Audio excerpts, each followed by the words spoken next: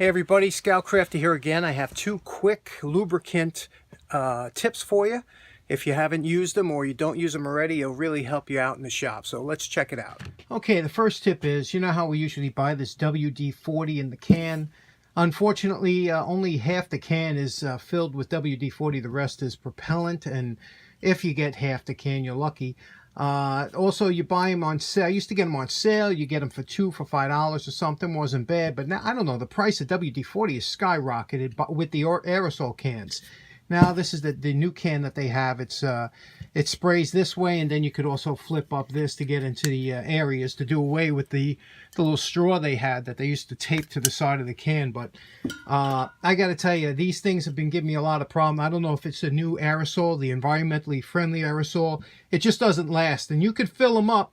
If you take the top off, you can put compressed air in. I gave up on this. Let me show you what I do. Now, it took me a while, but I finally saw the light, and this is the way to do it. You buy the WD-40 by the gallon.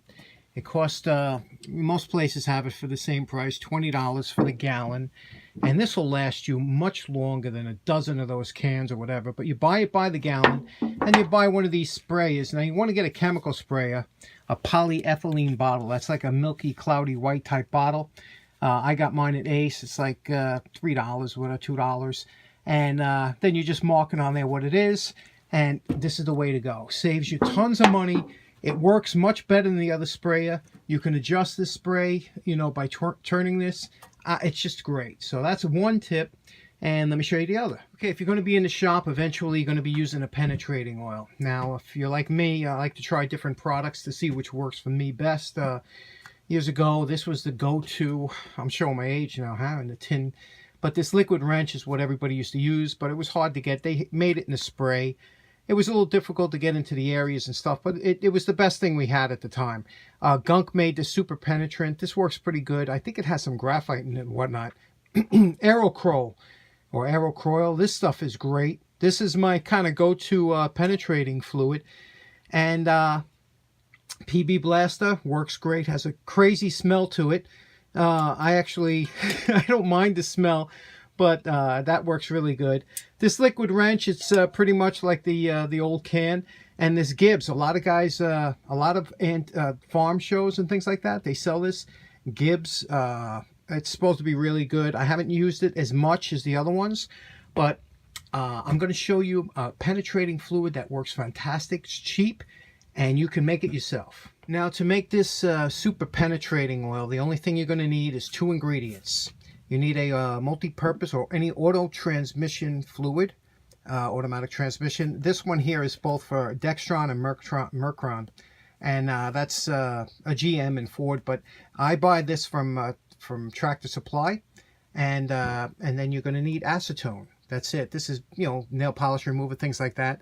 But you get this at a Home Depot or Lowe's or anything like that. And then, of course, you're going to need a sprayer. Again, you want to look for the polyethylene, the milky white. You want to get a chemical sprayer. What's nice about this one is it has the increments on what you can put as fluids. And you're just going to mix 50-50. You're going to mix half of acetone, half of tranny fluid. And I'm going to put 10 ounces of each in here. And the reason you want a little bit of extra area here, this could hold more, you want to be able to shake it up because sometimes it could separate a little bit. But let's do that. Well, we mixed the 10 ounces of the acetone and 10 ounces of the multi-purpose automatic transmission fluid to give us 20 ounces of penetrating fluid. Now, this will go a long way. And like I said, I like to leave a little bit in the bottle. If it does separate a little bit, you can always shake it up in the bottle, and it'll turn to like a pinkish fluid like that. It works fantastic.